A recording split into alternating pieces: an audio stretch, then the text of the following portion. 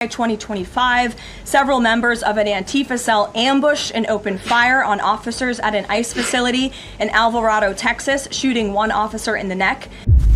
Trump is set to make history by declaring Antifa terrorists. Antifa is going to be designated a domestic terrorist organization. The president intends to sign that executive order very soon as it's drafted, as soon as today, later this afternoon.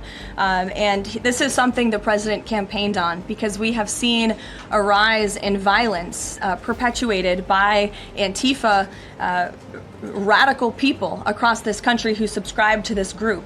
And unfortunately, it's gone widely uncovered by many in the legacy media. It also went completely ignored by the previous administration. Not anymore. Not only, as you mentioned, were the bullet casings subscribed with Antifa mottos, if you will, in the heinous assassination of Charlie, but there have also been more examples than I could read off for you here in this briefing room today of violence from Antifa. I will just read a few. In July 2025, several members of an Antifa cell ambushed and opened fire on officers at an ICE facility in Alvarado, Texas, shooting one officer in the neck.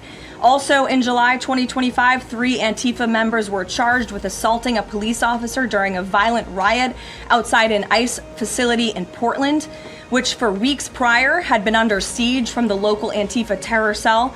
In February 2024, a transgender Antifa terrorist detonated an explosive device outside of the office of the Republican Attorney General of Alabama. In July 2023, Antifa members linked to abortionist group Jane's Revenge firebombed pro-life facilities and vandalized churches. In January 2022, a suspected Antifa member was arrested for bringing a pipe bomb to a pro-Trump event. In January 2021, an Antifa supporter threatened to shoot police officers and Trump supporters outside of the Florida State Capitol building. Again, I could continue to list many more examples for those in the room who don't believe this is a serious threat to American safety and our national security, but this administration knows that it is. That's why the president will be signing this order. And we will also be, most importantly, looking at who is funding Antifa and who is funding these other violent left-wing groups that we've seen perpetuate so much crime and mayhem across our country.